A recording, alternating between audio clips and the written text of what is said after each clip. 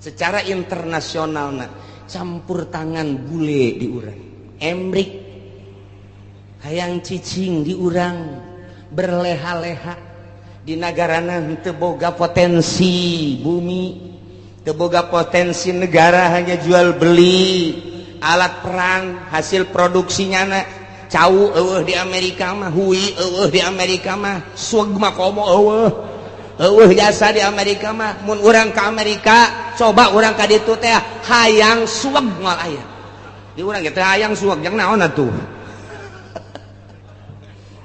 neangan awi moal aya di Amerika mah, nu sok pake nyayur teh anak awi naon ngaranna iwung. Coba neangan di Amerika mantap kuda teu betah ge iwung neuleunya ka Indonesia aya iwung, aya awi, aya cau, aya anak cau. Aduh luar biasa. Dideuleu kunyana hasil bumi na minyak aya, logam aya dan lain sebagainya cekel huluna loba omong sia guys wae ye iman negara ulah loba omong yang sabaraha sia geus teu bisa padi maraek rakyat mah loba omong ye teu bisa ya tembak sia poe ya wah saya sebar persen sia jipan lain gula dok merek kabeh ya udah tanda tangan teh beres cicingnya nadi di nyin gedung di Indonesia luar biasa. Lambat laun ternyata loba anu dibawa ka ditu dibanding jeung du diningati ku urang. Nah mulai dibuatlah kepercayaan bule di urang ngadu di antara politisi di luhur, ieu kepercayaan bule, ieu kepercayaan rakyat ngadu. Timbul huru-hara internasional bakal naik. Timbul huru-hara internasional bakal naik. Taya di Indonesia ge tinggal pencet knop doang jegur ujianana. Emang kumaha kitu? Rakyat teh geus teu sudi jasa di bawah kikieuan. Tetapi pemerintahnya tidak mentolerir geus ka rakyat. Tetapi iya kan bumi pertiwi Indonesia Bhinneka Tunggal Ika 135 juta rakyat Indonesia cak Raden Homa Irama disatukan oleh Bhinneka Tunggal Ika dek kumaha gitu geus tinggalin tambah kali mah 135 juta lain 35 juta kuari mah bung jenggot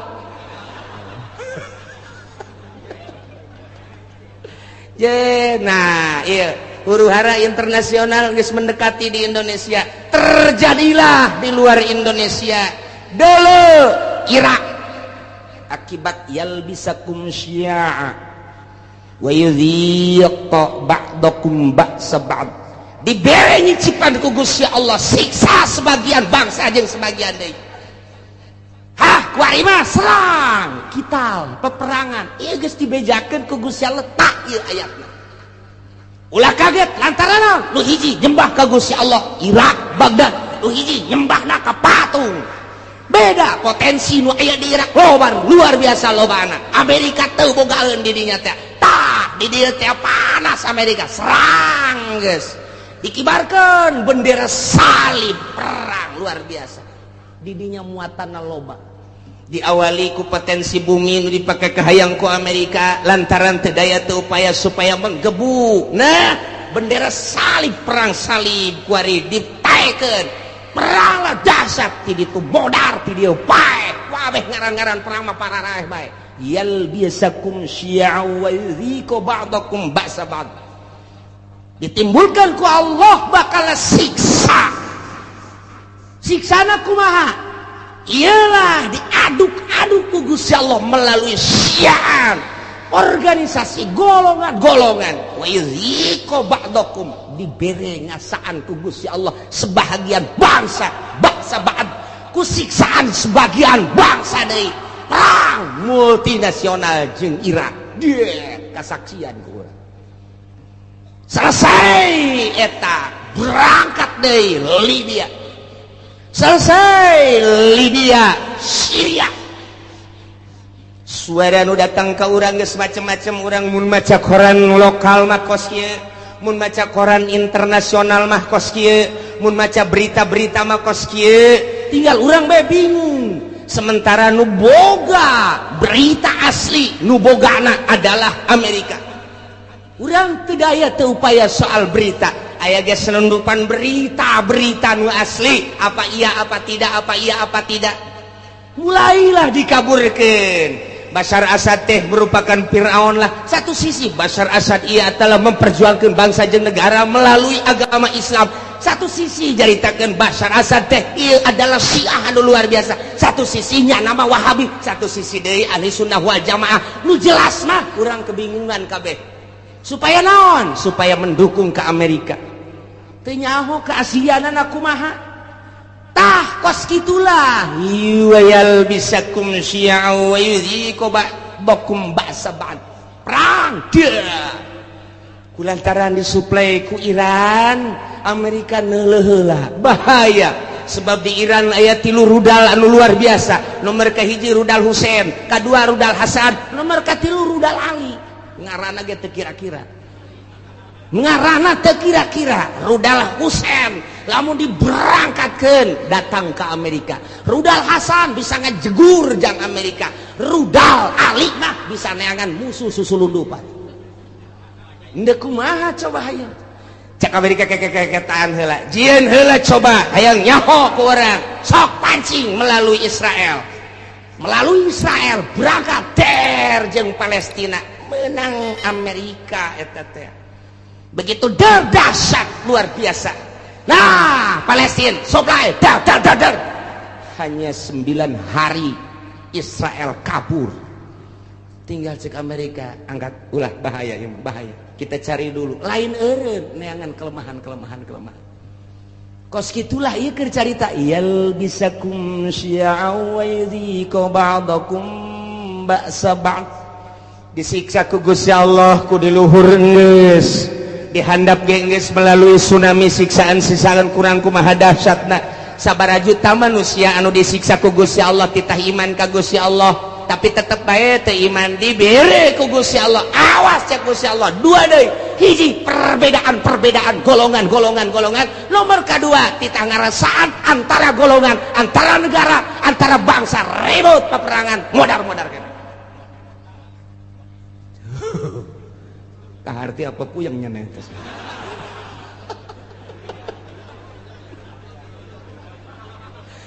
Internasional dibawa ku urang. Nah, caner geus. Encana geus berurusan anak Taliban terus bae militan, di mana aya perang di dinya nya nama aya Osama bin Laden geus eueuh, ditambah deui ku ari tetep aya, ditambah deui ku organisasi HTI secara internasional, jauhlah ge secara internasional, araya di tiap-tiap peperangan teh berbagai organisasi ja peperangan kamari bae di Israel. Orang Indonesia bage aya ka ditu kok nyeplos ka ditu model. Urang teu nyaho aya nu nyeplos kos kitu lamun teu direkomendasi ku RI da moal bisa. Sementara kapan urang teh negara teh aslina teh manut ke Amerika, tapi kok aya orang Indonesia di ditu ja perang Irak aya orang Indonesiaan di ditu. Perang Iran aya orang Indonesiaan di ditu. Ieu urang Indonesia mah asana mah nya nama Okos Bunglon. Okos Bunglon nya nama. Bisa kade-kade tuh batak Indonesia lain lalagaan ditakuti ku orang Amerika. Teka caritakeun orang Palestina, di Palestina aya orang Malaysia, teka caritakeun di Palestina aya orang Thailand, teka caritakeun di Palestina aya orang Korea, tapi orang Indonesia mah aya di ditu. Malah keur waktu perang kamari multinasional aya nu nembak jar. Begitu dibuka ieu na ieu penyet irung. Wah, cek orang Amerika, ieu mah lain orang Irak, lain Iran, lain Taliban. Coba status seorang mana? Begitu di deule, ya karib kurang puta. Anu gede hutang teh kabur ka ditu. Paeh hirup-hirup ceknya aing daripada Indonesia sangat diperhitungkan, masya Allah. Tah poso ribut poso nasional tamata, tapi berbau internasional. Saha nu lempang ka poso? Ternyata aya sababaraha organisasi dilarang ku pemerintah, tetep bae datang ka ditu. Namun teu datang ka ditu poso terus-terusan, nu dipencit ustad teh, nu ditembak kiai teh, anu dipanah, nu dipedang, datanglah organisasi ti urang. Padahal teu dimeunangkeun ku pemerintah, poso-poso bae datang ka ditu, ngibarkeun bendera perang. siap mau dibejakan kukula organisasi nu mana ngan nyana minta izin ka kula bos sombong amat cenah sekali-sekali sombong lah niku mah Indonesia mah kos kitu eta di Palestina bae aya di Taliban teh aya ya Allah ya Rabbi nu mantak aneh eta pan kudu make kapal udara haju kudu make biaya pan eta teh atuh make naon kitu ngaranna birokrasi perjalanan anu luar sakedangkeun steril. Oh steril luar biasa mau kemana tujuannya apa tapi aya kan di ditu Masya Allah mantap ke mun perang deui urang diajakkan itu naik naon cenah kiai ngojai paeh di laut asana ieu mah meme perang geus malodar Indonesia ulah sembarangan di Indonesia nu mantap diperhitungkeun ku Amerika sangat diperhitungkan Indonesia mangke bae perangna terakhir bae cek nanas tetap di perangan mah di perangan terakhir asana bangsa Haji Makmun mah paeh ti heula moal kaburu nya nama geus siksa ti Gusti Allah leletikanana di urang antar kampung leletikanana ti urang antar desa leletikanana ti ku urang antar kiai kunaon eta lantaran boga kahayang kiai ieu ngayakeun ieu kiai ieu ngayakeun ieu henteu harmonis ribut kiai jeung kiai syi'an wa yudhiqu ba'dakum ba'sa ba'd hayang rada gede melalui organisasi-organisasi hayang gede deh melalui parpol cerita tentang perbedaan di parpol anu geus teu aneh deui kuari makin dibesar-besarkeun makin digede-gedekeun urangnya ketika PKB naik bos sabaraha nu paeh saat harita sabaraha ieu ge ieu cantang tu ka hareupeuna lantaran armada Prabowo anu luar biasa armada jenggot anu luar biasa armada wah geus pohara ieu mah main ke bakal nata nah ieu siga da ieu beusi jadi siksa ti Gusti Allah mun sia teh iman ka aing mun sia henteu taat ka aing teu takwa ka aing beres siksa opat hiji ti luhur min fauqikum dua ti handap min arjulikum mun ti luhur jeung ti dihandap teu dianggap awas aoyel bisa kumsian aing yeun tata golongan engke golongan lain sakadar cicing wa yuziko ba'dakum ba'sa ribut perang. Jadi berarti geus aya ti ditu nu mantep cekang jeung Nabi inna ummati sataftariqu ala sintaini wa sab'ina firqatan sayeuna umat kaula bakal paberencai ngajadi 72 golongan kabeh ngaku ahli sunnah padahal ma annajiyatu firqatun salamat mah bakalna sapirqah jararieun jelema golongan atas namana Islam boro-boro organisasi cacak-cacak partai ge make atas nama Islam baheula P3 make atas nama Islam kemudian PKB make atas nama Islam PNU make atas nama Islam padahal mah di Indonesia mah kapan teu meunang nyeun partai Islam lantaran kabeh ge huluna adalah demokrasi teu meunang berbau sara tapi kelantaran nipu ke masyarakat make aturan Islam lain aturan make lebo Islam ujung-ujung nama atuh henteu lah eueuh nanaonan ribut Golkar jeung P3 ribut P3 jeung PKB ribut KB jeung PNU ribut jeung PD ribut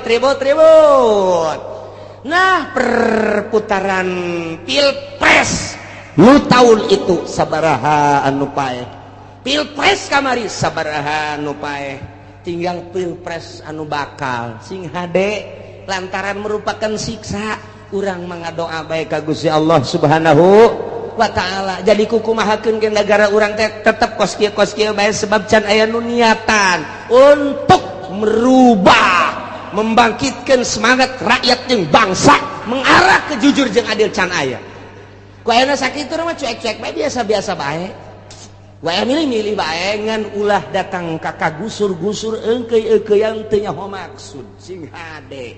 Lantaran ieu teh ya siksa ti Gusti Allah. Ku luhur geus, ku handap geus dibuatlah hasil urang keneh. Iyalah yal bisakum syi'a wa yudhiqu ba'dakum ba'sa. Ya Allah ya Rabbi nu mantap Kanjeng Nabi waktu turun ayat ieu ngadua ka Gusti Allah langsung nangtung Kanjeng Nabi koma Nabi sallallahu alaihi wasallam fatawaddoa langsung ngala wudu beres ngala wudu fasala robah ngadoa ka Gusti Allah ngadoana ya Allah la yursila alaihim azabam min fawqihim wa min tahti arjulihim wa la yalbisa ummatahu syi'an wa yudhiqu ba'dahum ba'sa ba'd ngadoa Kanjeng Nabi seperti eta tah Gusti ulah diturunkeun ka umat abdi siksa ti luhur ulah diturunkeun ka umat abdi siksa ti handap ulah diturunkeun ku Gusti siksa anu campur aduk berbagai golongan organisasi sehingga ribut ko ba'dahum ba'sa ba'd ulah ribut antara bangsa abdi jeung bangsa abdi umat abdi jeung umat abdi Gusti nyuhunkeun ka Gusti ngadoa Kanjeng Nabi teh lantaran dibukakeun hijab ku Gusti Allah teh ribut kampung jeung kampung desa jeung desa kabupaten jeung kabupaten provinsi jeung provinsi berbagai manusia huluna kiai jeung kiai politikus jeung politikus deui ahli ekonomi jeung ahli ekonomi antara provinsi jeung provinsi antara negara jeung negara walah ditembongkeun ku Gusti Allah teh umat paberencana anu luar biasa sehingga bergelimpanganna mai ti berbagai negara-negara Kanjeng Nabi nangis ngadoa Gusti ulah terjadi seperti eta atuh Gusti kumaha tah waktu eta fahabatta ilaihi Jibril alaihi salam Allah ngutus malaikat Jibril turun bijakeun Jibril ke Muhammad ya Muhammadu innaka sa'alta rabbak arba'an anjeun teh ngadoa ka Gusti Allah nyuhunkeun supaya disalametkeun tina 4 rupa tadi siksa ti luhur siksa ti handap siksa golongan-golongan jeung siksa peperangan-peperangan antar bangsa nah fa'ataka isdatain wa mana'aka isdatain nu dua ku Gusti Allah diijabah nu dua mah henteu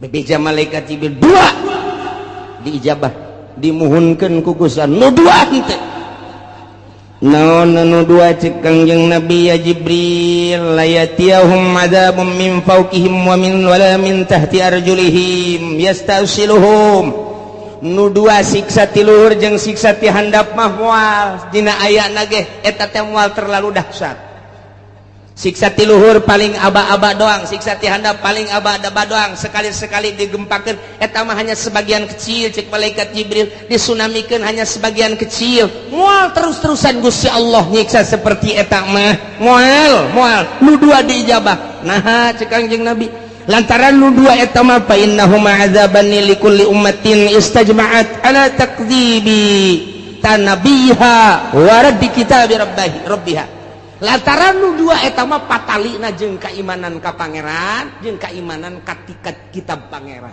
geus urusanana di pangeran teh mah lantaran nya teh iman bae atawa maksiat bae teu percaya kana Al-Qur'anul Karim atawa ngarobah status hukum Al-Qur'anul Karim ku Allah dibereng ke ti luhur jeung ti handap ala kadar doang Muhammad teh mah moal dahsyat jasa moal nu dua mah tetep diijabah sanajan aya ala kadar anu dua deui nah lamun nu dua deui mah Muhammad eta mah cek Gusti Allah ditahan tamah walakinnahum yalbisuna syi'an wa yudhiqu ba'dahum ba'sa ba'd nu dua ieu mah hiji bakal timbul golongan eta mah henteu diijabah ku Gusti Allah nomor kedua bakal ribut antara umat antara agama antara bangsa eta moal diijabah teh diijabah tetap tama bakal terus bae eta mah bahkan wa yudhiqu ba'dahum ba'sa ba'd bakal ngarasakeun peperangan antar negara jeung negara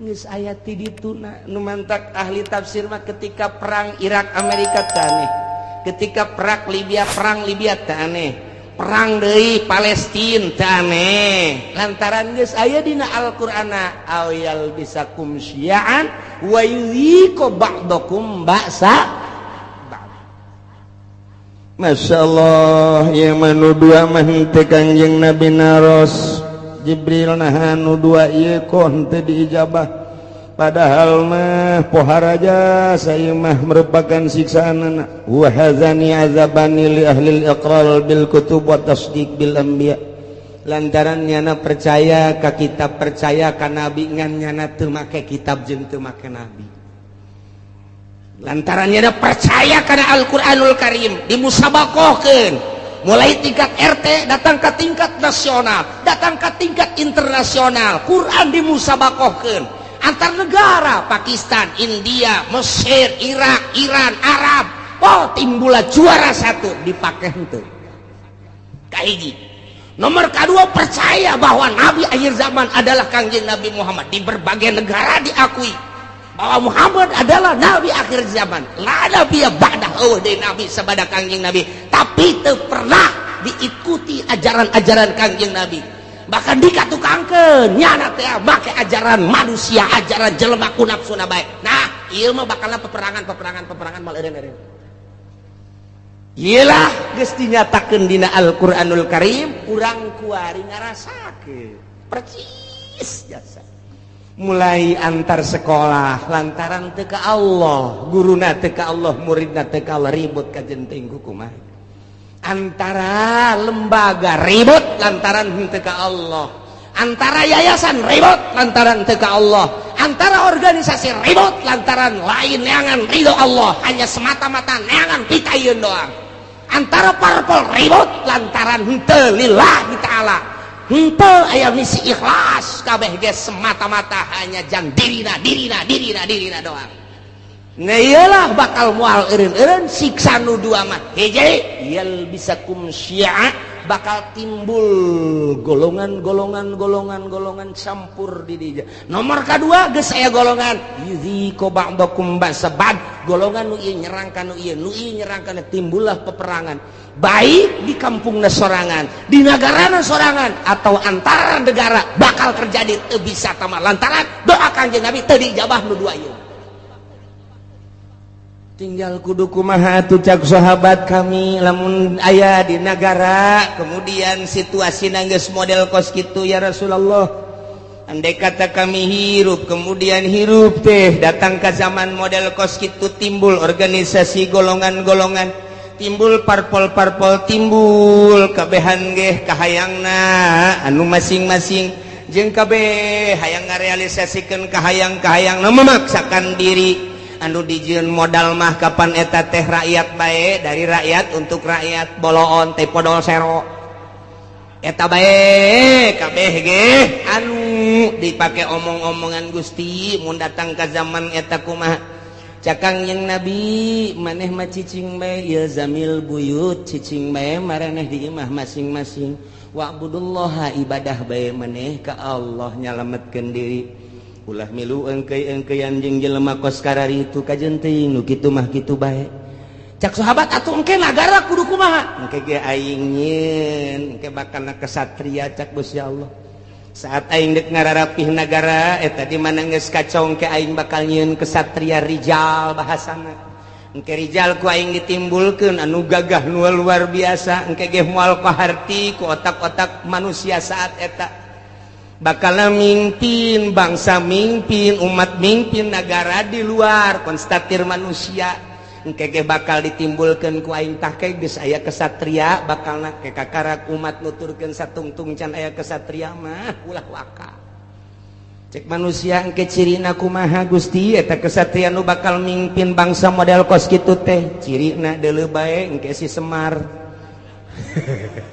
bakal boga ponggawa opat manehanana teh kabeh ge khawarikun lil adat deuleu engke si Semar cak Gusti Allah manja cenah Kanjeng Nabi geus nyahon ka Semar ya Semar mah belah dieu tah zaman kamari tah zaman Wali Sanga Semar mah tah mimiti aya wayang gelar kadua wayang kulit katilu wayang golet jadi nya kok Kanjeng Nabi nyahon ka Semar ai sia otak teh diteunden di dengkul bleon wayahna coba tunaikeun ka dada ye si Semar teh eta teh adalah lambang seorang wali hiji si Semar masa lilana tilok make baju nomor kaduanya nama lamun lempang tilok rurusuhan nomor katilu di mana lempangnya nama luak liuk bae eta si Semar kos kitu.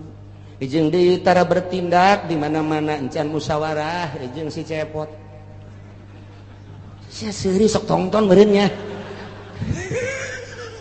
Tetepnya nama kudu musyawarah heula jeung si Udel jeung si Cepot jeung si Gareng tetep musyawarah ke masukan tidinya. Berarti nyanana mah tilok turun langsung. Kege aya tangan-tanganna tetep ahli Allah bae. Gitu jadi didukung ku para ahli Allah geus lamun make bajuna hurung herang keneh lain si Semar mah geus urang teh angan ke calon presiden anu henteu make baju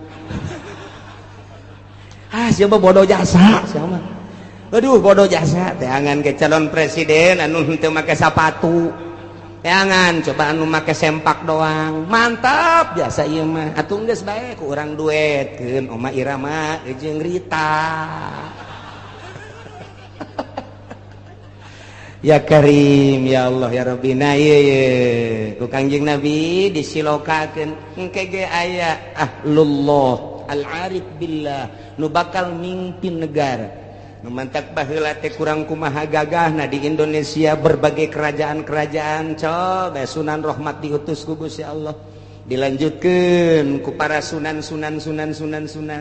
diakhiri ku Sunan Cirebon eta kabeh ahli-ahli Allah Subhanahu wa taala. Banten nu katengah katelah degeulna lantaran boga ilmu pucuk umun di dinya di mana hibar satungtung deuleu ngalengkah 40 imah kalengkahan diutus ka dieu teh Maulana Hasanuddin ahli Allah tumbang nu kos kararitu kuari ge lain teu nyarekel kana ilmu kabeh ge ieu bangsa di DPR pusat teh nyekel ilmuna ilmu dugala kabeh.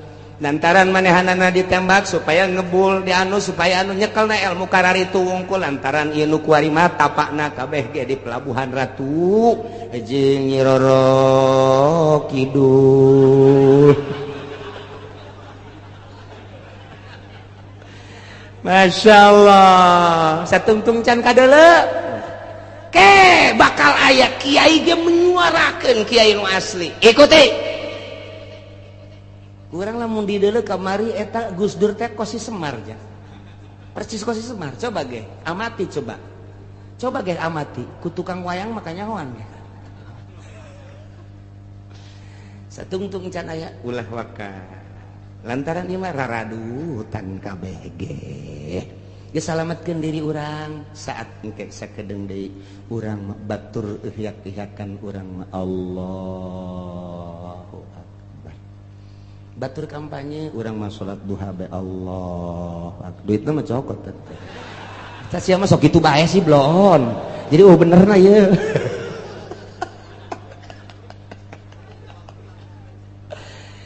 tah jadi urang kuari alhamdulillah sanajan bari jeung saminggu sakalinya ho urang informasi akurat ti Gusti Allah Subhanahu wa ta'ala khususna dakwah ka umat-umat di Mekah baheula umumna kuari ka urang balerea ternyata ketika ditegor didakwahan ku Gus Kangjeng Nabi teu iman teu percaya datang ka kiwari ge kitu bae bakal dibere opat rupa hiji azabam min fauqikum tiluhur bentukna engke mungkin hujan mungkin begledek mungkin kilat mungkin hujan batu badai dan lain sebagainya angin topan angin beliau dan lain sebagainya atau tiana mancer cai gempa erosi dan lapindo kabeh jadi embek nah ieu ditegur ku kitu masih kene maksiat bae ka Gusti Allah bakalna ditimbulkeun yal bisakum syi'an nah nu jelas mah nu dua mah ku Gusti Allah